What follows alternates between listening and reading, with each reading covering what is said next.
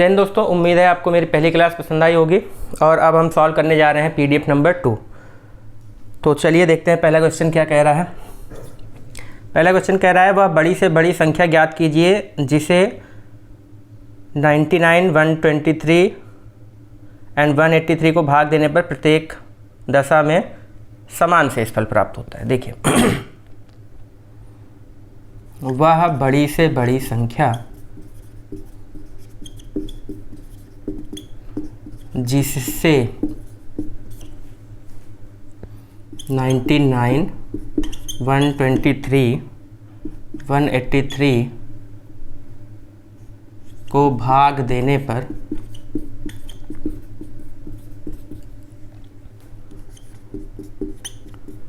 कोई समान या कह सकते हैं कांस्टेंट का मतलब सबसे भाग देने पर सेम रिमाइंडर आ रहा है। ठीक है, कोई समान शेषफल मतलब रिमाइंडर मिलता है। तो देखिए ये काफ़ी अच्छा क्वेश्चन है। मुझे उम्मीद है आप में से 90% लोग इसको नहीं कर पाएंगे, कुछ लोग ही कर पाएंगे या कुछ लोग कर भी पाएंगे, तो 1-2 स्टेप तक जा सकते हैं। तो सबसे पहले वो 2 स्टेप जहाँ तक आप लोग जा सकते हैं मैं वो बताने वाला हूँ। तो इसको करने से पहले आपको सबसे पहले जानना होगा कुछ इस टाइप का क्वेश्चन अगर आप सॉल्व कर पा रहे हैं, जैसे दिया हुआ है 10 या कर लीजिए 20, 50 और 70। कोई ऐसी संख्या बताइए जिससे इन सबको डिवाइड करने पर, कोई ऐसी संख्या बताइए जिससे इन सबको भाग दिया जा सकता है। सबसे पहले तो दिया जा सकता है। तो देखिए अगर कोई ऐसा प्रश्न आता है कि संख्याएं दी गई हैं, कोई ऐसी संख्या बतानी है बड़ी से बड़ी जो इन सबको डिवाइड कर सके, तो देखिए सबसे पहले एचसीएफ का फॉर्मूला, एचसीएफ की परिभाषा क्या होती है। एचसीएफ की परिभाषा ही वही है, देखिए वह संख्या जो सबको डिवाइड कर सके। ठीक है, और बड़ी से बड़ी, वह बड़ी से बड़ी संख्या जो सबको डिवाइड कर सके वही एचसीएफ होती है। तो अगर कोई ऐसा क्वेश्चन आता है कि कोई ऐसी संख्या बताइए बड़ी से बड़ी जो इन सबको डिवाइड कर सके, हम सीधा सीधा एचसीएफ निकाल देते हैं। यहाँ से आप एचसीएफ निकाल लीजिए। एचसीएफ निकालेंगे तो 10 के अलावा कुछ नहीं दिख रहा है जो तीनों को डिवाइड कर सके, उससे बड़ा कुछ नहीं दिख रहा है, तो एचसीएफ आ जाएगा 10। आप एचसीएफ निकाल सकते हैं। एक तो इस टाइप का क्वेश्चन आता है। दूसरा क्वेश्चन आता है कि वह बड़ी से बड़ी संख्या बताइए। दूसरा क्वेश्चन आता है कि वह बड़ी से बड़ी संख्या बताइए जिससे 23, 53 और 73 को डिवाइड करने पर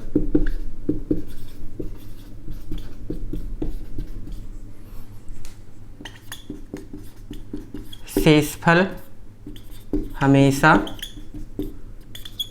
3 आता है। अब देखिए यहाँ पे वह बड़ी से बड़ी संख्या बतानी है। बड़ी से बड़ी की बात जब भी करेगा हम जान जाएंगे कि एचसीएफ है। वह बड़ी से बड़ी संख्या बताना है जिससे डिवाइड करने पर, इन सबको डिवाइड करने पर शेषफल हमेशा 3 आता है। मतलब 23 को डिवाइड कर रहे हैं तो रिमाइंडर 3 आ रहा है, 53 को कर रहे हैं तो भी रिमाइंडर 3 आ रहा है, 77 को कर रहे हैं तो भी रिमाइंडर 3 आ रहा है। देखिए अब रिमाइंडर कैसे बचता है, जैसे 13 को हम 10 से डिवाइड करेंगे तो क्योंकि 10 से 3 ज़्यादा है इस वजह से 3 रिमाइंडर आ जाता है। मतलब कह सकते हैं कि रिमाइंडर वही आता है जो एक्स्ट्रा होता है। इसका मतलब जैसे वह संख्या बतानी है जिससे इसको डिवाइड करें तो 3 आ जाए। इसका मतलब ये हुआ कि अगर हम इसमें से 3 घटा दें तो क्या वो इसको डिवाइड कर पाएगा? हाँ कर पाएगा, क्योंकि 3 ही तो एक्स्ट्रा था। ऐसे इसमें भी है, इसको हम उस नंबर से जब डिवाइड कर रहे हैं तो 3 रिमाइंडर आ जा रहा है। मतलब अगर हम 3 घटा देंगे तो ये वाली संख्या डिवाइड हो जाएगी। ऐसे इसमें भी 3 रिमाइंडर आ रहा है। इसको 73 कर लीजिए, 3 आ रहा है, तो इसमें से भी हम 3 घटा देंगे तो वो संख्या डिवाइड हो जाएगी। इसका मतलब वो संख्या क्या होगी, इन सब का एचसीएफ होगी। क्यों? क्योंकि इन सबको वो तीनों एक साथ डिवाइड कर पा रही है। इन सबका एचसीएफ आ जाएगा 10, जैसे पहले में आया। ये हो जाएगा आंसर। मतलब आपसे अगर पूछ रहा है कि कोई ऐसी संख्या बताइए जो सबको डिवाइड कर दे, एचसीएफ निकालिए। कोई ऐसी संख्या बताइए जिससे इनको डिवाइड करने पे कोई रिमाइंडर आ रहा है, तो हम क्या करते हैं, जो रिमाइंडर आ रहा है उसको घटा देते हैं क्योंकि वो एक्स्ट्रा होता है। तो रिमाइंडर घटाने के बाद जो बचेगा वो संख्या अब इन सबको पूरी तरह से डिवाइड कर पाएगी। अगर कोई संख्या दी गई संख्याओं को पूरी तरह से डिवाइड कर पा रही है तो वो HCF होती है। यहाँ से HCF निकाल लिया, इसका भी आंसर क्या हो जाएगा, 10 हो जाएगा। अब ये दो चीज़ तक तो आप इसमें कर सकते थे, लेकिन 2 के बाद तीसरे स्टेप में आप फिर इस वाले क्वेश्चन में फंस जाएंगे। तो मैं बताता हूँ कैसे करना है।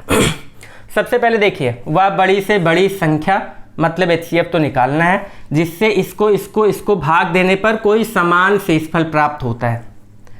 पिछले सवाल में आपको दे दिया गया था कि 3 मिल रहा है, लेकिन इस वाले में क्या है, आपको दिया नहीं गया है कि क्या मिल रहा है। तो सबसे पहले क्या करेंगे, माना शेषफल जो है वो x है। तो अभी देखिए क्या कर रहे थे, पिछले क्वेश्चन में हमने किया 23 को डिवाइड कर रहे हैं उस संख्या से, तो 3 रिमाइंडर आ रहा है, इसका मतलब 23 - 3 जो होगा उस संख्या से डिवाइड हो जाएगा। तो सेम वे में इसमें हम कह सकते हैं कि 99 - x अगर हम कर दें, वो x ही तो x रिमाइंडर आ रहा है, इसका मतलब x एक्स्ट्रा था। 99 - x, सेम वे में 123 - x, सेम वे में 183 - x। कह सकते हैं हम कि अगर रिमाइंडर को घटा के अगर हम HCF निकाल दें तो वो संख्या में मिल जाएगी। क्यों? क्योंकि इनमें से x निकाल दिया जो एक्स्ट्रा था। अब ये संख्या जो है उस संख्या से कट जाएगी, ये वाली भी कट जाएगी, ये वाली भी कट जाएगी, क्योंकि जो भी रिमाइंडर बच रहा था हमने निकाल दिया। मतलब कह सकते हैं कि इसका जो HCF होगा वही आंसर हो जाएगा। लेकिन अब क्योंकि इसमें x आ गया है तो आप इसका रिमाइंडर इसका आप HCF भी नहीं निकाल पाएंगे। तो अब देखिए क्या करेंगे, सेम वे में फिर से वही एग्जांपल ले लेते हैं। जैसे 20 है, 50 है, 70 है, इसका HCF आया था 10। इसको हम क्या लिख सकते हैं, h की 10 की जगह h लिख दें तो ये क्या 2h हो जाएगा, ये 5h हो जाएगा, ये 7h हो जाएगा। अब यहाँ पे देखिए, अगर हम इन दोनों का डिफरेंस निकालें, यहाँ पे क्या आ जाएगा 3h, इन दोनों का डिफरेंस निकालें आ जाएगा 2h, और ये 2h और 7h का भी डिफरेंस निकालें तो आ जाएगा 5h। यहाँ पे हम क्या नोटिस कर रहे हैं कि जो दी गई संख्याओं का HCF है h, वही इन संख्याओं का भी इन संख्याओं के अंतर का भी HCF होगा। देखिए 2h में से 5h निकाला, 3h आया, h तो अभी भी कॉमन है ना। 5h में से 7h निकालिए, 2h आएगा, h अभी भी कॉमन है। मतलब ये जो डिफरेंसेस आ रहे हैं तीनों, इनका भी HCF क्या आ रहा है, वही आ रहा है जो इन संख्याओं का है। मतलब दी गई संख्याओं का HCF उनके अंतर के HCF के बराबर होता है। तो संख्याओं का HCF यहाँ पे निकालना थोड़ा सा मुश्किल था, तो हम क्या करेंगे, इन संख्याओं का डिफरेंस ले लेंगे और उसका HCF निकालेंगे, क्योंकि दोनों का HCF जो होगा सेम होगा। तो 99 - x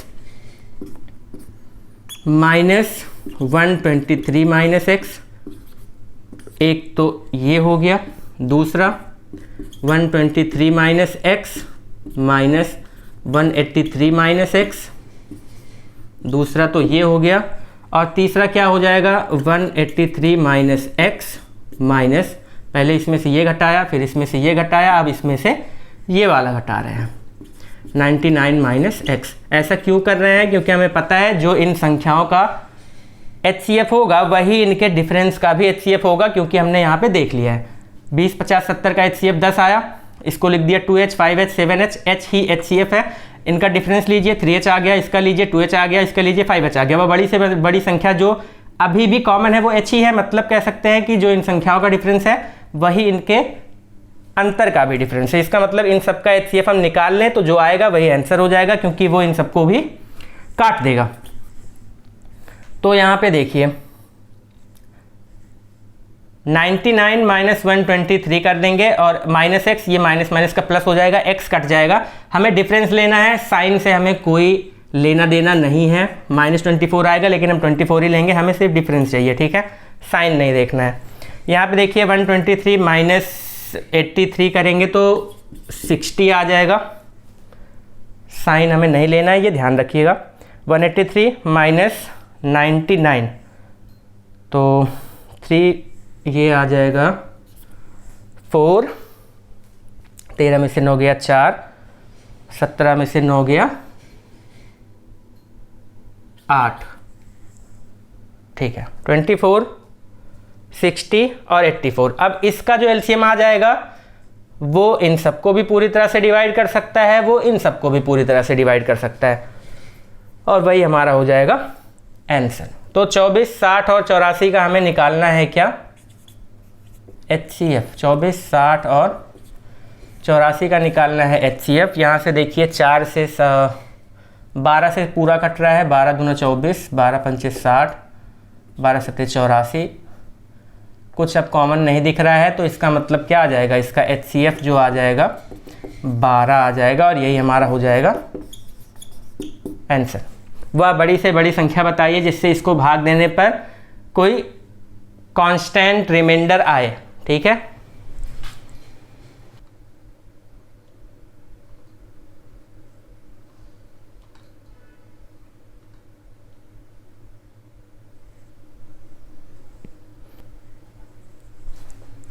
यहाँ पे आपको शायद दिख नहीं रहा होगा, तो ये 183 माइनस x लिखा हुआ है, ध्यान दीजिएगा।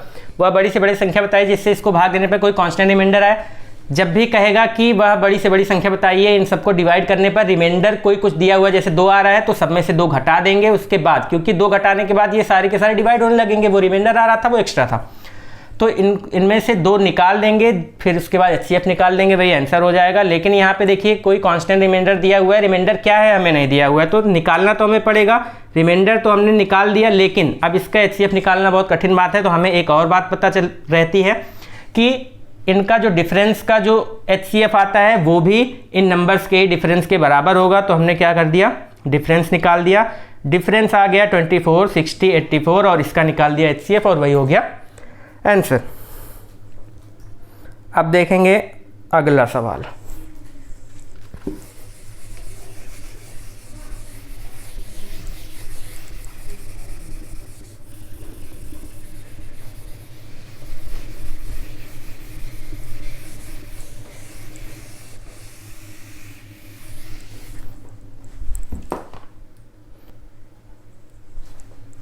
यहाँ पे आपको शायद दिख नहीं रहा होगा, तो ये 183 माइनस x लिखा हुआ है, ध्यान दीजिएगा।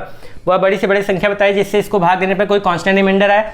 जब भी कहेगा कि वह बड़ी से बड़ी संख्या बताइए, इन सबको डिवाइड करने पर रिमाइंडर कोई कुछ दिया हुआ है, जैसे 2 आ रहा है तो सब में से 2 घटा देंगे, उसके बाद क्योंकि 2 घटाने के बाद ये सारे के सारे डिवाइड होने लगेंगे, वो रिमाइंडर आ रहा था वो एक्स्ट्रा था, तो इनमें से 2 निकाल देंगे, फिर उसके बाद HCF निकाल देंगे, वही आंसर हो जाएगा। लेकिन यहाँ पे देखिए कोई कांस्टेंट रिमाइंडर दिया हुआ है, रिमाइंडर क्या है हमें नहीं दिया हुआ है, तो निकालना तो हमें पड़ेगा।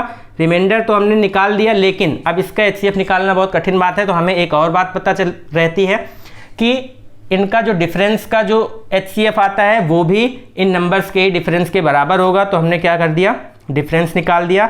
डिफरेंस आ गया 24, 60, 84, और इसका निकाल दिया HCF, और वही हो गया आंसर। अब देखेंगे अगला सवाल।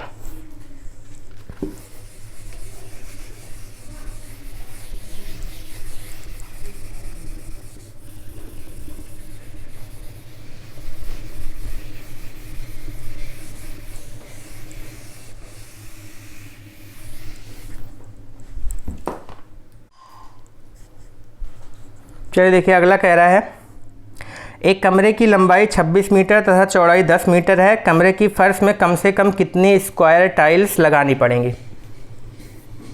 कमरे की लंबाई दी हुई है 26 मीटर, चौड़ाई दिया हुआ है 10 मीटर, कम से कम कितनी स्क्वायर टाइल्स लगानी पड़ेंगी।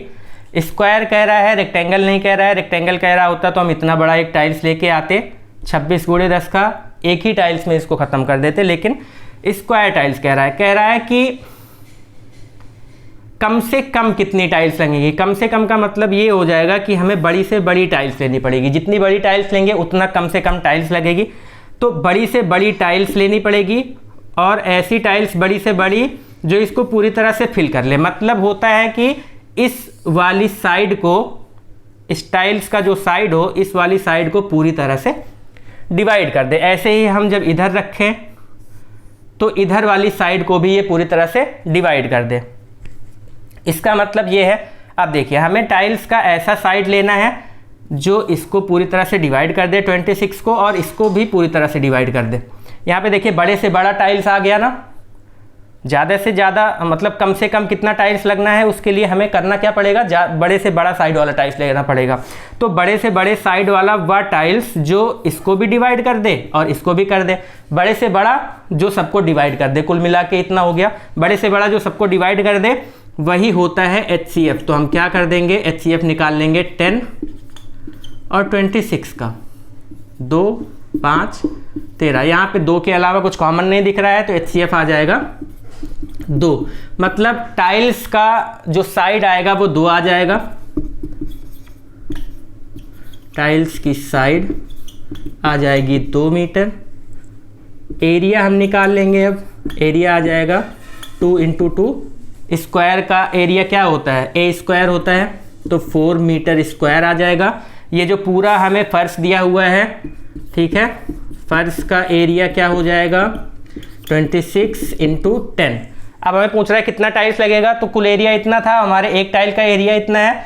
टोटल टाइल्स निकालनी है, ठीक है, टोटल टाइल्स निकालनी है। तो हम क्या कर देंगे 26 × 10 बटे में 4, तो 2 × 4 2 × 5 10, तो 13 13 × 5 65।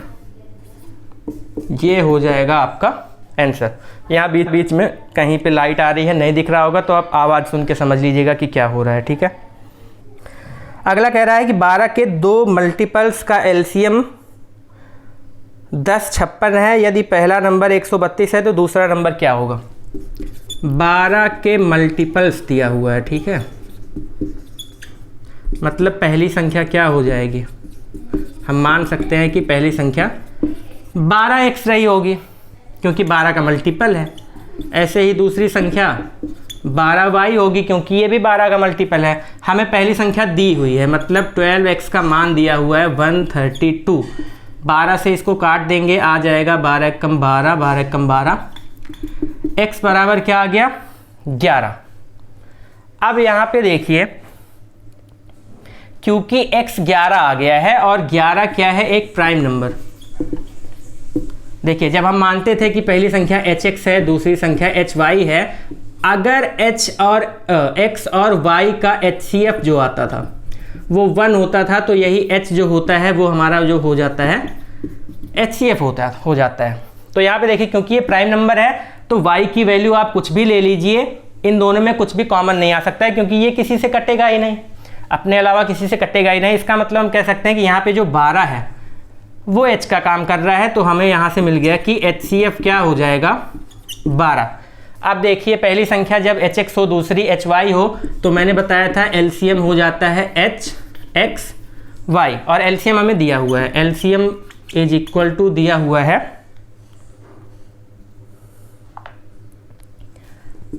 1056। LCM हो जाएगा hxy, h का मान है 12,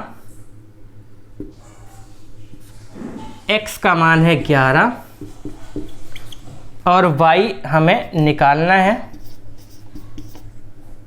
दूसरी संख्या, हाँ दूसरा नंबर ही तो हमें निकालना है। तो 11 से इसको काटिए, 11 9 99, 11 छक्का 66, 12 8 96। y क्या आ जाएगा 8 आ जाएगा, लेकिन ये दूसरी संख्या नहीं है, दूसरी संख्या क्या आएगी 12 × 8 आएगी क्योंकि दूसरी संख्या क्या थी 12y थी, तो 12 8 96, ये आपका हो जाएगा आंसर। अगला क्वेश्चन देखेंगे।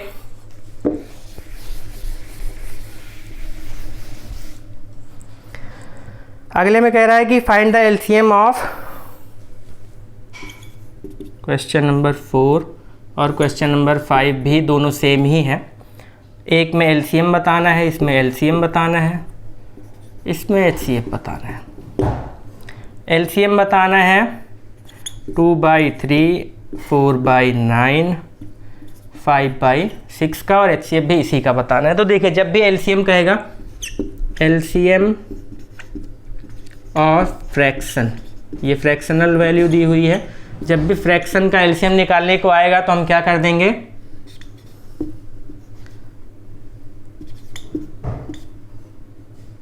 अंश वाली संख्याओं का, ठीक है, ऊपर वाली संख्याएं जितनी हैं उन सब का अंश का ले लेंगे एलसीएम और बटे में हर का कर देंगे एचसीएफ, और यही हमारा आंसर हो जाएगा। जब भी आपको फ्रैक्शनल वैल्यू दी गई हो तो एलसीएम पूछा जाए तो ऊपर वालों का सारों का 2, 4, 5 का एलसीएम निकाल लेंगे और नीचे वाले का 3, 9, 6 का एचसीएफ निकाल देंगे, वो आंसर हो जाएगा। निकाल लीजिए 2, 4 और 5 का एलसीएम क्या आएगा, 2, 4 और 5 का 5 चौक 20 आ जाएगा एलसीएम, ठीक है। अब हर का एचसीएफ कह रहा है, यहाँ पे देखिए जो तीनों में सबसे बड़ा कॉमन हो, सबसे बड़ा कॉमन यहाँ पे 3 ही दिख रहा है, तो एचसीएफ आ जाएगा 3। ये किसका एलसीएम निकाला है हमने, 2, 4 और 5 का, और एचसीएफ किसका निकाला है, 3, 9 और 6 का। जब भी एलसीएम ऑफ फ्रैक्शन कहे, अंश का एलसीएम, अंश वाली संख्याओं का एलसीएम और हर वालों का एचसीएफ निकाल लीजिए, आंसर आ जाएगा। अब आता है एचसीएफ। जब भी एचसीएफ का बात करें तो हम क्या कर देंगे, पलट देंगे खाली वही कि अंश का कर देंगे एचसीएफ और हर का कर देंगे एलसीएम। एलसीएम कह रहा है तो एलसीएम ऊपर वाले का, एचसीएफ कह रहा है तो एचसीएफ ऊपर वाले का, फिर जो बचता है नीचे वाले का वो। अंश का एचसीएफ क्या आ जाएगा, यहाँ पे देखिए 2, 4, 5 में अगर हम देखें तो तीनों में कोई एक ऐसा नंबर जो कॉमन हो, तीनों में कुछ भी कॉमन नहीं है तो एक कॉमन है, एक हर जगह कॉमन होता है। हर का एलसीएम निकाल लेंगे तो 6 दूना 12, 6 त्रिक 18, 18 आ जाएगा एलसीएम। एलसीएम जो सबसे कट जाए तो 18 यहाँ पे सबसे कट जा रहा है, ये हो जाएगा आपका आंसर। जब भी आपको फ्रैक्शनल आए ये फॉर्मूला याद रखिए, लगा दीजिए।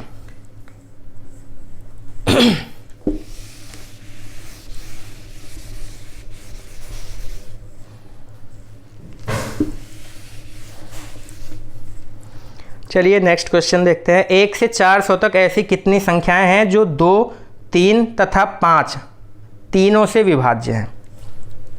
क्वेश्चन नंबर 7, 1 से 400 तक। देखिए यहाँ पे से तक लिखा हुआ है, मतलब 1 और 400 को भी हम काउंट करेंगे, मतलब कुल संख्याएं 1 से 400 तक 400 हो जाएंगे। कितनी संख्याएं हैं जो 2, 3 तथा 5 तीनों से विभाज्य हैं। देखिए 2 तथा 3 तथा 5, यहाँ पे ध्यान देना है। अगर यहाँ पे अथवा लिखा होता तो क्वेश्चन बदल जाता, दूसरी तरह से लगता। तथा लिखा हुआ है, इसका मतलब तीनों से एक साथ डिवाइड हो जाए। 1 से 400 तक ऐसी कितनी संख्याएं हैं जो 2 तथा 3 तथा 5 से डिवाइड है, मतलब कह सकते हैं कि तीनों से एक साथ डिवाइड है। तीनों से एक साथ कोई ऐसा नंबर जो डिवाइड हो जाए वो क्या होता है, एलसीएम होता है। और इसका एलसीएम क्या आ जाएगा, 5 3 15, 15 दूना 30। एलसीएम इसका आ जाएगा 30 के अलावा कोई नंबर जो इससे कट जाए, 5 दूना 10, 5 3 15, 5 चौक 20, 5 5 25, 5 36, नहीं कटेगा, 30 ही आ जाएगा। इसका एलसीएम 30 आ जाएगा। अब देखिए कह रहा है कि 1 से 400 तक ऐसी कितनी संख्याएं जो इन सबसे कट जाए। मैंने बताया था इन सबसे कटने वाली संख्या होती है एलसीएम, और एलसीएम से जो भी नंबर्स कटेंगे वो भी इन सबसे एक साथ कट जाएंगे। तो एलसीएम 30 हो गया है, तो 30 से कटने वाली कुल संख्याएं कितनी हो जाएंगी, यहाँ पे 400 बटे में 30 कर दीजिए, जितना आ जाएगा। पॉइंट में जो आएगा उसको हम छोड़ देंगे, उसके अलावा जो बचेगा वो हम ले लेंगे। इतनी संख्याएं हो जाएंगी जो कि 30 से डिवाइड हो रहे हैं। तो इसको काटेंगे, 30 का 30 हो जाएगा और 100 बच जाएगा, 30 तिया 90, 13। उसके बाद 10 बच रहा है, डिवाइड नहीं होगा, फ्रैक्शनल वैल्यू आ जाएगी, पॉइंट समथिंग करके आ जाएगा। तो यहाँ पे 13 ऐसी संख्याएं होंगी जो 30 से कट जाएंगी, और जो 30 से कट जाएंगी वो इन सब से भी एक साथ कट जाएंगी, ठीक है। तो ये हो गया आंसर। इसी में एक तरह का क्वेश्चन और भी आ सकता है, यहाँ पे एक मैं हटा दे रहा हूं, कि 1 से 400 तक ऐसी कितनी संख्याएं हैं जो 2 अथवा 3 से डिवाइड हो जाए। मतलब चाहे 2 से हो रहा होगा डिवाइड, उसको भी काउंट करेंगे, चाहे 3 से हो रहा होगा उसको भी काउंट करेंगे। मतलब 2 अथवा 3 में से किसी भी एक से डिवाइड हो रहा है तो काउंट करेंगे। पिछले सवाल में क्या था, 2 तथा 3 था। तथा का मतलब होता है कि दोनों से एक साथ डिवाइड हो रहा होगा तभी हम काउंट करेंगे। तो देखिए 1 से 400 तक 2 से डिवाइड होने वाली संख्याएं 1 से 400 तक कितनी हो जाएंगी? 400 बटे में 2। 200 संख्याएं ऐसी होंगी जो 2 से डिवाइड हो जाएंगे। ऐसे ही 3 से डिवाइड होने वाली संख्याएं 1 से 400 तक, क्योंकि 2 या 3 किसी से भी डिवाइड हो रहा हो हमें काउंट करना है। ये क्या आ जाएगा? 133। 133 नंबर ऐसे मिलेंगे जो 3 से डिवाइड हो जाएंगे। 200 नंबर ऐसे मिलेंगे जो 2 से डिवाइड हो जाएंगे। तो 2 और 3 से डिवाइड वाला होने वाला नंबर मिल गया, तो क्या अब हम इसको जोड़ दें? नहीं, अभी जोड़ेंगे तो दिक्कत हो जाएगी। देखिए क्या दिक्कत क्या आ रही है। 2 से डिवाइड होने वाला नंबर 2 होगा, 4 होगा, 6 होगा, 8 होगा, 12 होगा और इस तरह से होगा। 3 से डिवाइड होने वाला नंबर क्या होगा? 3 होगा, 6 होगा, 9 होगा, 12 होगा और इस तरह से होगा। अब यहाँ पे देखिए, ये जो 6 है वो 2 से डिवाइड होने वाले में भी आ गया। ये जो 6 है वो 3 से डिवाइड होने वाले में भी आ गया। तो क्या ये 2 बार काउंट नहीं हो गया है? अगर कोई नंबर हमने 2 बार काउंट कर लिया तो दिक्कत नहीं हो जाएगी। तो देखिए इसके लिए क्या करेंगे, ऐसे ही 12 है, 12 भी 2 बार काउंट हो रहा है। तो अब हम क्या कर देंगे कि 2 तथा 3 से, 2 तथा 3 से मतलब इसके एलसीएम से, एलसीएम क्या आ जाएगा? 6। हम निकालेंगे 2 तथा 3 से दोनों से एक साथ डिवाइड होने वाली संख्या। जो दोनों से एक साथ डिवाइड हो रही हैं वही संख्याएं होंगी जो दोनों में काउंट हुई हैं। तो दोनों में हुई हैं तो हम एक बार घटा देंगे। तो 2 तथा 3 से मतलब एलसीएम 6 से डिवाइड होने वाली संख्याएं कितनी हैं ये हमें निकालना पड़ेगा। 6 से डिवाइड होने वाली संख्याएं 6 से डिवाइड कर दीजिए, क्या आ जाएगा? 6 छक 36 और फिर 6 छक 36, फिर दशमलव करके कुछ आ जाएगा। तो यहाँ पे हमें 66 लेना है। देखिए अब 66 संख्याएं ऐसी थी जो 2 वाले में भी आ रही थी, 3 वाले में भी आ रही थी, क्योंकि ये दोनों से डिवाइड हो रहे थे। तो हम क्या करते हैं, 66 इसमें से माइनस कर देंगे, मतलब 2 अथवा 3 से डिवाइड होने वाली संख्याएं क्या आ जाएंगी? 2 से डिवाइड होने वाली 200 प्लस 3 से डिवाइड होने वाली 133 माइनस कर देंगे जो दोनों से डिवाइड हो रही हैं, क्योंकि ये 2 बार काउंट हो गई हैं। तो हो जाएगा 333 माइनस 66। 13 में से 6 गया 7, 12 में से 6 गया 6 और यहाँ पे 2, 267 आ जाएगा आंसर। 267 संख्याएं ऐसी होंगी जो 2 अथवा 3 से डिवाइड हो जाएंगे। जब भी अथवा करके आएगा 2 से निकालिए, 3 से निकालिए, फिर दोनों से निकालिए, फिर 2 और 3 वाला जोड़ के दोनों से होने वाला घटा दीजिए, क्योंकि वो 2 बार काउंट हो जाता है। नेक्स्ट देखिए, 2 संख्याओं का योगफल 45 है तथा उनका अंतर उनके योग का 1/9 है। संख्याओं का योगफल दिया हुआ है, कह सकते हैं x प्लस वाई दिया हुआ है 45, और उनका अंतर जो दिया हुआ है x माइनस वाई वो योग का 1/9 है। मतलब x प्लस वाई का 1/9 है। तो हमें बताना है एलसीएम क्या होगा। 2 संख्याओं का योग 45 है, उनका अंतर उनके योग का 1/9 है। तो एलसीएम बताना है। देखिए x प्लस वाई की वैल्यू हमें 45 दी हुई है, तो x माइनस वाई y क्या आ जाएगा? 1/9 इंटू 45, 9 × 45। x माइनस वाई बराबर क्या आ गया? 5 आ गया। x प्लस वाई हमें पता हुआ है, दिया हुआ है, x प्लस वाई बराबर 45। यहाँ से दोनों को ऐड कर लीजिए, 2x इक्वल टू, ये कट जाएगा, 45 प्लस 5 हो जाएगा 50, x इक्वल टू आ जाएगा 25। ठीक है, अब यहाँ से देखिए इसमें वैल्यू पुट कर दीजिए, 25 minus y is equal to 5। यहाँ से y इक्वल टू आ जाएगा, ये इधर घट जाएगा, हो जाएगा 20। संख्याएं क्या हो जाएंगी? 25 और 20, ये हो जाएगा आपका आंसर।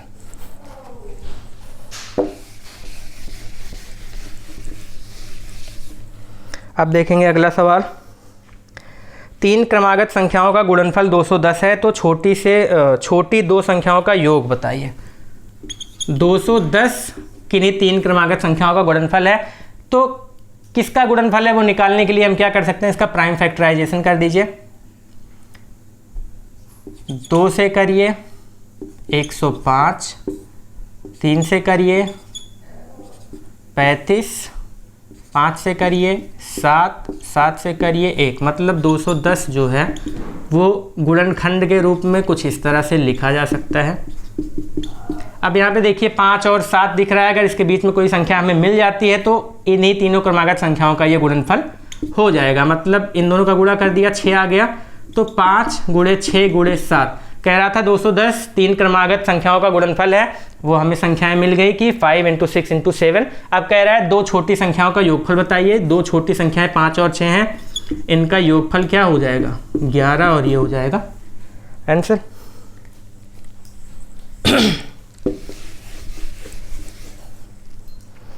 अब देखिए 4000 तथा 5000 के बीच में, अगला लास्ट क्वेश्चन कह रहा है कि 4000 तथा 5000 के बीच में ऐसी संख्या बताइए जो कि 12, 18, 21 तथा 32 से विभाजित हो जाए। 4000 तथा 5000 के बीच में कोई ऐसी संख्या बताना है जो इन दोनों के बीच में आएगा। 4000 से ज़्यादा होगा, 5000 से कम होगा, तथा 12, 18, 21 और 32 से 12, 18, 21 और 32 से सबसे डिवाइड हो जाए। इन सबसे डिवाइड हो जाए, जहाँ भी सबसे डिवाइड होने की बात आएगी एलसीएम निकालेंगे, और जो सबको डिवाइड करेगा वहाँ पे एचसीएफ निकालेंगे। तो यहाँ पे कह रहा है इन सबसे डिवाइड होने वाली संख्या बतानी है जो इसके बीच में है। तो सबसे पहले तो इन सबसे डिवाइड होने वाली संख्या निकालेंगे, फिर उसको बीच में लेके चले जाएंगे।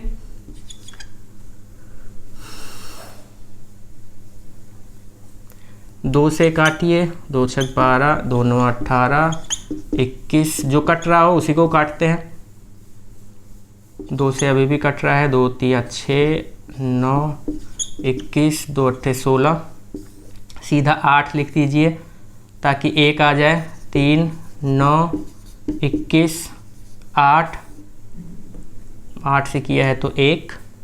अब यहाँ पे 3 से कर लीजिए, ये 1, ये 3, ये 9, ये 1। फिर यहाँ पे 3 से कर लीजिए 1 3 1, और फिर यहाँ पे 3 से कर लीजिए 1 1 1 1। इन सब का मल्टीप्लाई कर लीजिए, वही हो जाएगा एलसीएम। एलसीएम क्या आ जाएगा 2 × 2 × 8, 2 × 2 × 8 × 3 × 3 × 3, 3 × 3 × 3।